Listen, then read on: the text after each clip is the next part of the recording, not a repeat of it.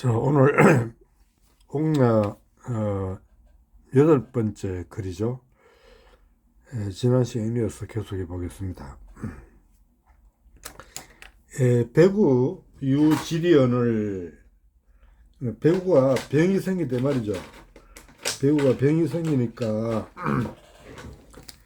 이때 이 유자를 두 가지로 할 수가 있어요. 첫째는 쟤는 내 맨날 하듯이 이 동사로 보고 뒤에 주어가 나온다 보면 유가 동사고 질이 주어가 돼요. 그래 배구는 부사적으로 해석해 주면 배구에게 병이 있었다. 이게 병이 있었다. 배구가 병이 들었다 이 말이죠. 그렇게 할 수 있고, 두 번째는 이 배구를 주어로 보고 유를 이때는 타동사로 보면 돼요. 그리고 질을 목적으로 보면 배구는 병을 가졌다 이렇게 해석할 수도 있어요. 그러니까 이 유자를 동사로 하는데 이 there is라는 그 동사로 보느냐 아니면 가지고 있다라는 보통 타동사로 보느냐인데 두 가지 다 하는 건 다 괜찮아요. 그러니까 여러분이 이 마음에 드는 걸 하면 됩니다. 알겠나요? 이 정답이 없고 우리가 해석은 다 되잖아요. 배구에게 병이 있었다 이렇게 뜨고 배구가 병을 가졌다 이렇게 해석해도 되죠. 두 가지 다 가능합니다. 배구에게 병이 있었는데, 그러니까 공자가 문은 자가 주어고 문이 타동사고 지가 목적이에요. 이때 문은 이 문병 같다 이런 뜻이에요. 문병. 그를 문병했다 이런데 그는 누굴까요? 배구죠. 그러니까 공자가 배구를 문병했다 이거예요. 근데 배구는 공자 제자로서 이 상당히 공자가 아끼던 제자예요. 공자가 제일 아끼던 제자가 안혜지요. 그건 다 알고 있고, 그다음 두 번째 아끼는 제자가 민손인가 뭐 그렇고, 세 번째 아끼는 제자가 배구였어요. 근데 이 아끼는 제자가 병이 났으니까 공자가 얼마나 마음이 아팠겠어요. 그래서 공자가 문병을 간 거예요. 공자가 그를 문병을 가서 자유로, 자는 프롬의 뭐뭐로부터, 유는 창문이죠. 창문으로 창문으로라는 뜻이죠. 자는 전치사고 유는 전치사의 목적이죠. 창문으로 집기수, 집은 타동사고 기수, 기는 배구죠. 그 사람의 손을 잡고 배구의 손을 잡았다는 말이죠. 배구는 이때 문둥병이 걸렸다 그래요. 그러니까 아마 그 공자가 방 안으로 들어가기가 좀 아마 전염병이, 나 문둥병이 잘 모르는데 아마 전염병이 아닐 것 같은데, 하여튼 공자는 그 방으로 들어가지 않고 창을 통해서 그 손을 잡고서, 그 기수는 그의 손이죠. 배구의 손을 잡고서 말했어요. 망지로다. 망은 무하고 같아요. 망이나 무는 없다 이거예요. 그러니까 이때 망이나 무는 동사고 지가 주어예요. 알겠나요? there is not 있죠. not a 뭐 이렇게 되는 거예요. 이때 지는 어떤 이 손을 잡아 보니까 맥이 없다 이렇게 해석할 수도 있어요. 그렇죠? 맥이 없구나. 그다음에 이번 때는 이 이제 어떤 다른 방법이 없다 이거예요. 방법이 없구나. 그러니까 살릴 방법이 되겠죠. 살릴 방법이 없구나. 아니면 가망이 없다 뭐 이런 뜻도 돼요. 그러니까 이 지는 맥이 없다, 방법이 없다, 가망이 없구나. 손을 잡아보고 공자가 그걸 느꼈던 모이죠. 그러니까 그 손을 잡고서 맥이 없구나, 살릴 방법이 없구나, 아니면 가망이 없구나 하고 말하면 없다 하면서 명이다 이게. 명은 천명이겠죠. 이게 하늘의 운명이다. 운명이구나. 그러니까 운명이 다 했다 이런 뜻이죠. 운명이 다 했구나. 천명이 다 했구나 이런 뜻이에요. 그러니까 이 의는 뭐 이다고 부는 뭐 감탄사로 봐도 되겠죠. 그러니까 명이 다 했구나 이런 뜻이에요. 그러니까 이 사인냐 이 사람이 사는 이 사람이죠. 이 사람이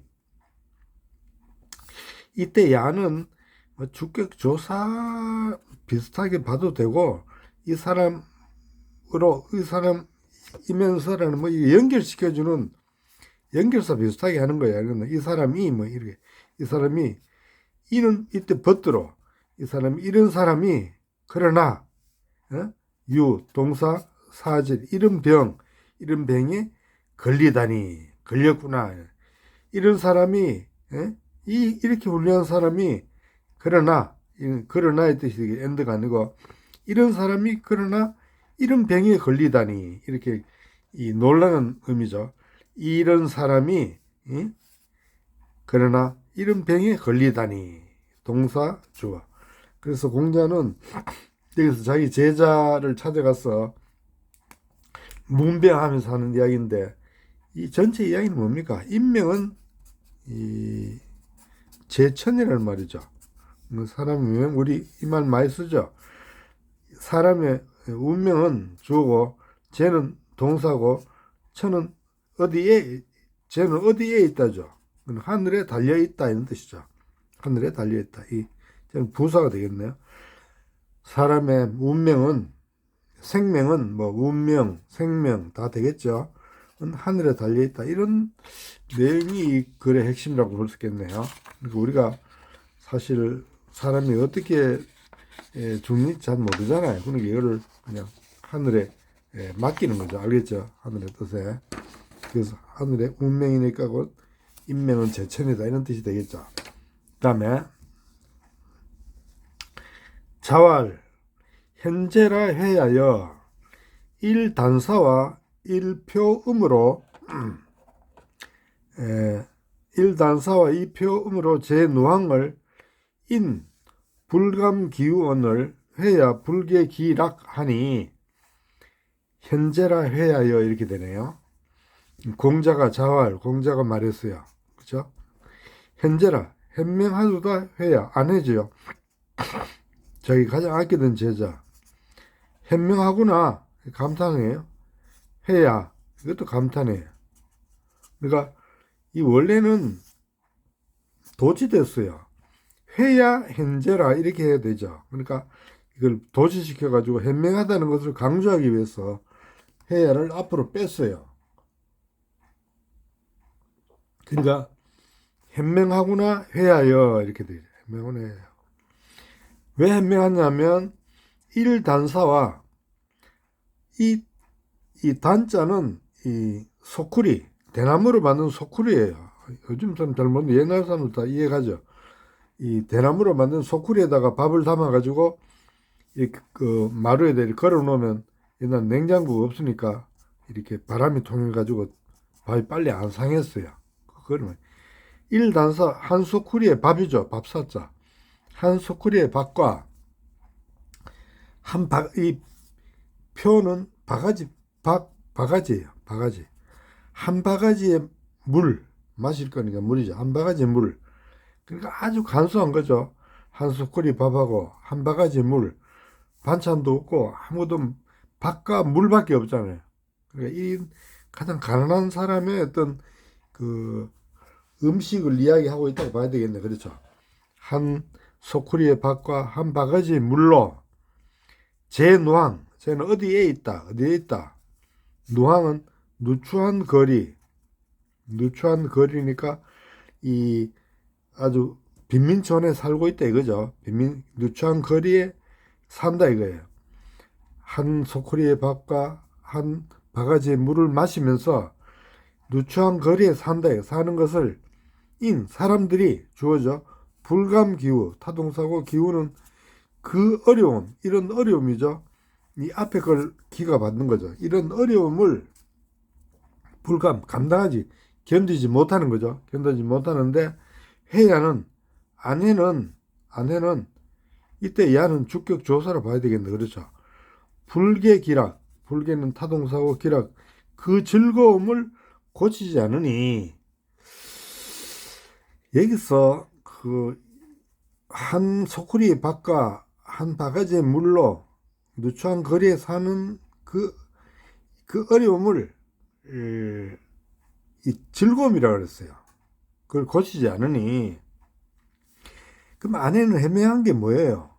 이런 어려움 속에서 어렵죠. 먹고 의식주가 있는데 이는 그 식과 주가 나왔잖아요. 식의주인데 식과 주가 아주 어려운데 이 어려움 속에서 남들은 다 괴로워하는데 그렇죠. 다 괴로워하는데 안에는 뭡니까? 즐거워하는 거예요.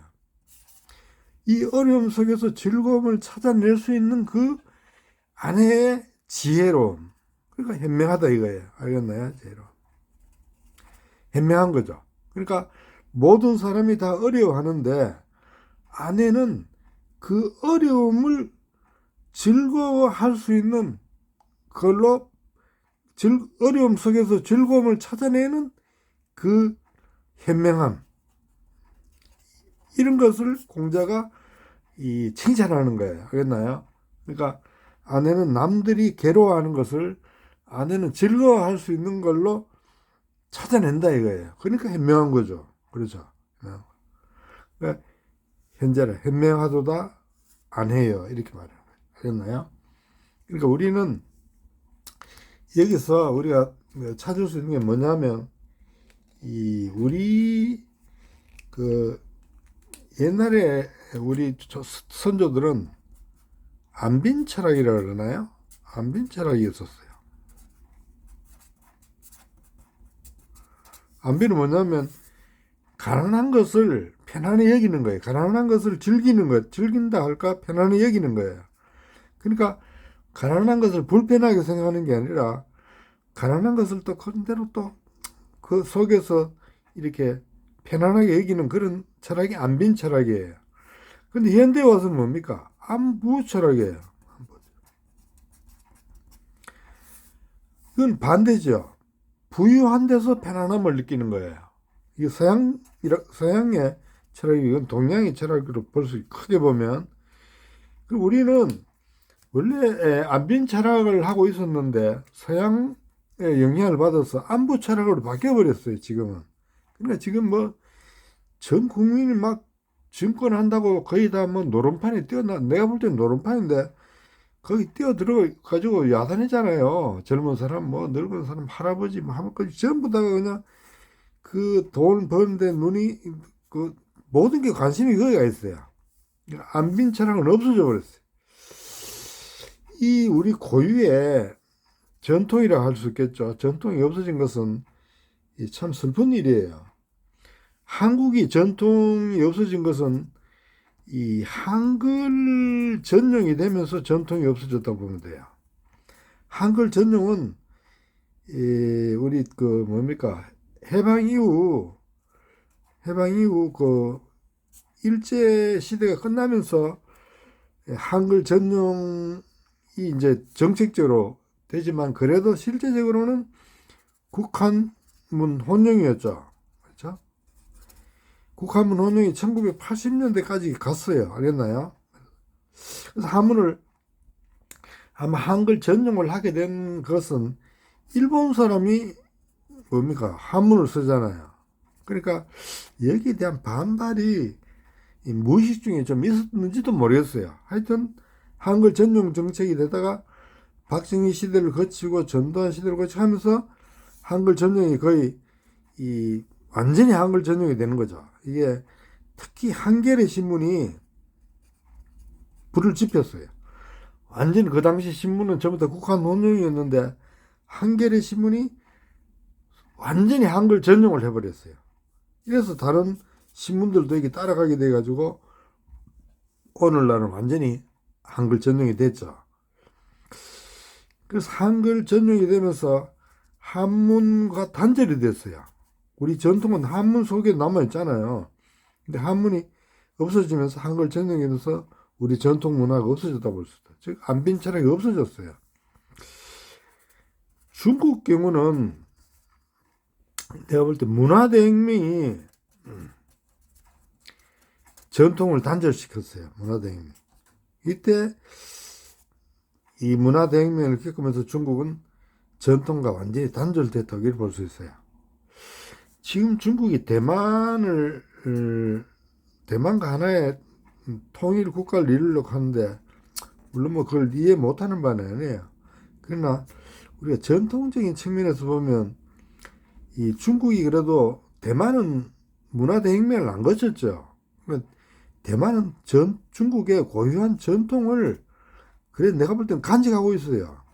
그래서 이 대만에 그 유명한 그 주역 학자들도 있고 많은 그 학자들도 많이 있어요. 그래서 뭐 정치적으로는 통일해야 될지 몰라도 내가 볼 때는 문화적으로는 중국은 오히려 자기의 고유한 문화를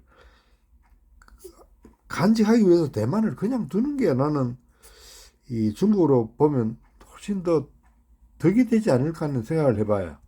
물론 내 생각이 맞다는 게 내 개인 생각이에요. 그렇게 될 때 대만이 이 중국 고유한 전통을 간직하고 있으면 중국이 언젠가는 이 그 자기들이 필요하면 그걸 가져 쓸 수가 있잖아요. 그렇지 않고 대만을 또 그냥 이 뭡니까 중국화 시켜버리면 중국 고유한 전통이 없어져요. 그래서 이거는 한번 생각해 볼 필요가 있는 것 같아요, 중국 사람들이. 그럼 지금 동양이 전통 갖고 있는 게 일본이에요. 일본 한문 쓰고 있잖아요. 그렇죠. 일본은 이 간체자도 아니고 일본 고유 한문을 쓰고 있어요. 그러니까 현재 동양에서는 일본이 그 동양의 전통 문화를 그대로 간직하고 있어요.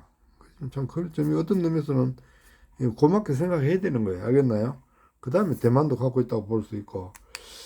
그래서 이 우리 지금 언젠가는 우리도 이 한글 전용을 내가 전에 몇 번 얘기했지만 국한 혼용으로 저도 가로 속에 한문을 넣는 거 이거는 빨리 실행을 해야 됩니다. 그래야 우리가 전통화가 단절이 안 돼요. 그래서 이 한글이 뭐 꼭 우리 거고 한문은 우리 거 아니라는 생각을 바꿔야 되는데 참 하여튼 그런 사람은 좀 무슨 정치가들이 그런 사람 나와야 돼요. 이재명 정권에서 그걸 뭐 지금 그런 생각을 가지고 있다는 소리를 얼핏 들은 적이 있는데 어떻게 될지 모르겠네. 한번 더 두고 봐야 되겠네요. 자, 그 다음에 염구왈, 염구. 이 염구는 상당히 그 현실주의적인 그 영웅인데 현실주의적인 그 관리라고 할 수 있어요. 그러니까 이 공자한테 이렇게 말해요. 이 비불 그러니까 마이너스니까 플러스죠. 이중부정이니까 열은 좋아한다, 뭐 기뻐한다 이런 뜻이니까 자는 공자죠. 여기서는 공자는 선생님이니까 선생님의 도, 공자의 도를 이 도는 선생님 가르침이라고 봐야 되겠죠. 선생님의 도를 타동사고 목적이죠. 기뻐하지 않는 것은 아니다 이거예요. 그러니까 부정의 부정이니까 선생님의 도를 기뻐 좋아하지 않는 것은 아니다. 그건 좋아한다는 말이죠. 그렇지만은 힘이 누구의 힘입니까? 영구 자신의 힘이죠. 연몽의 힘이 부족하다 이거예요. 동사 충분하지 않다 이거죠. 선생님의 도는 참 좋은 도인데 제가 그것을 따를 힘이 부족한 것 같습니다. 이렇게 말하니까 공자가 말해요. 공자의 도를 알면 이것을 도를 부지런히 공부를 해가지고 그것을 실행하도록 노력해야 되는데 영구는 자기의 힘이 부족하다 이렇게 말했어요. 그럼 공자가 말해요. 역부족자는 중도의 패하나니 힘이 부족한 자 주어 동사 이 역부족이 형용사 절로서 자를 꾸미는 거예요. 알겠나요? 그러니까 힘이 부족한 자는 이렇게 되는 거예요. 그러니까 역부족이 형용사 절이 돼요. 형용사 절이 돼가지고 자를 꾸미는 거예요. 여기 부족한 자는 중간에서 중간 길이니까 중간에서 이는 뭐 엔드라고 봐야 되겠죠. 그만둔다 이거예요. 그러니까 중도는 부사구가 된다고 봐야 되겠죠. 부사구. 힘이 부족한 자는 중간에서 그만둔다. 그만두는데, 왜냐하면 가다가 힘이 부족하면 그만둘 수밖에 없잖아요. 그렇죠? 근데 지금 너는, 지금 부사죠. 너는 주어죠. 획. 이때 얘는 이 너여자예요. 그 의미 같으면 뜻이 같은 경우가 많습니다. 획. 획은 구획을 짓는 거. 스스로 한계를, 획은 이렇게 딱딱 구획을 지어버리는 거죠. 너는 구획을 지은대. 너가 그 한계를 정해버린다 이거예요. 한계를 정한다. 나는 힘이 부족해서 안 돼 하고 처음부터 할 수 있는데도 할 수 없다고 처음부터 그렇게 딱 자기 스스로 한계를 정해버린다 이거예요. 잘못됐다 이거예요. 알겠나요? 하다가 정말 열심히 하다가 정말 힘이 부족해가지고 못하면 할 수 없어요. 중도에 패하면 돼요. 알겠나요? 이건 할 수 없는데, 근데 니는 해보지도 안 하고 처음부터 나는 할 수 없다 하고 한계를 정해버리니까 네가 잘못됐다 이 말입니다. 알겠나요? 그래서 공자는 열심히 해보고 하다 안 되면 할 수 없지만은 일단 열심히 해보라 이런 뜻이 되겠네요. 자위, 자하왈. 공자가 주고 위는 오행 동사를 했죠. 목적이고 목적 보호는 이 뒤에예요. 알겠나요? 이게 목적 보호가 되는 거예요. 자에게 이러이러한 것을 말했다 이거예요. 알겠나요? 공자가 자에게 말하기를, 우리가 보통 이래 하는데 원래 문장 구조를 알아야 돼요. 공자는 자에게 이러이러한 것을 말했다 이렇게 되는 거예요. 이게 자가 목적이고 뒤에 것이 목적 보호가 됩니다. 이거 여러 번 나왔죠. 뭐라고 말했냐면 여위 군자예요. 너 여자는 이 여자 몇 번 나왔죠. 주어, 위 동사, 군자유. 군자유는 군자와 같은 선비가 되라 이거예요. 위는 된다는 거예요. 너는 군자와 같은 선비가 되라. 그러니까 이때 위는 이 명령형으로 볼 수 있어요. 명령. 너는 이 주어가 아니라 이렇게 뭡니까? 호칭 부르는 거죠. 너는 이렇게 불러가지고 군자와 같은 선비가 되고 무는 이때 돈트예요. 동사니까 소인과 같은 선비는 되지 말아라 이거예요. 알겠나요? Do not 위가 있더라. 그러니까 이 위하고 무위는 반대죠. 이거는 되라는 거, 이건 되지 말라는 거죠. 군자와 같은 선비가 되고 소인 같은 선비는 되지 마라 이렇게 말했네요. 그래서 군자와 소인을 전에도 한번 했는데 또 안 되는 사람이 있을 거니까 다시 해드리겠습니다. 사람은 다 소인으로 태어나야 알겠나요? 그러니까 어린애는 소아라고 그러잖아요. 소아과 소아. 그러니까 소인으로 태어나가지고 열심히 노력하면, 유학으로 말하면 인의예지 신을 공부하고 닦으면 이 위에 올라가. 이게 어디에 갔냐면 군자가 되는 거예요. 알겠나요? 군자가 되는. 군자가 되는 게 목표예요. 그러니까 임부지불온